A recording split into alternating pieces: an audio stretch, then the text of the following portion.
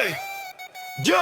Yolların bezey Bakı avtosları, sağdan obqonqanın yox başları. Xenon göz qamaşdırır gecə yarı, Prius qaçır ey klas, basır qazı. Babək prospekt strop yanır arxada, radar görən kimi əyləc ayaqda. Like gəlir videoya saniyədə, amma can getmir geri qəza anında.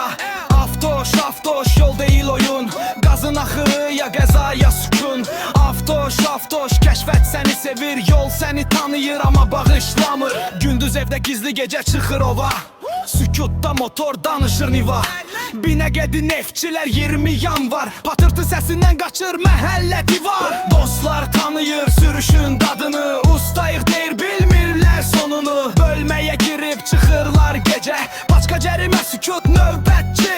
Dostlar tanıyır sürüşün dadını, ustayıq deyir bilmirlər sonunu. Bölməyə girib çıxırlar gecə, paçka cərimə sükut növbətçi.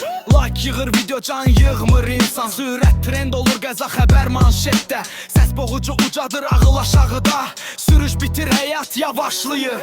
Dünən kəşfətdə kral idi hamıya, bugün ömrə düşür stansiya kağıza.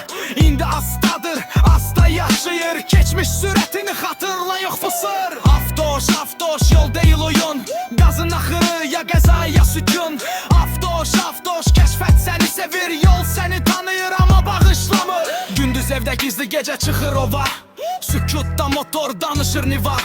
Binəqədi neftçilər 20 yanvar, patırtı səsindən qaçır məhəllə divar. Dostlar tanıyır sürüşün dadını, ustayıq deyir demirlər sonunu. Bölməyə girib çıxırlar gecə, paçka cərimə sükut növbə.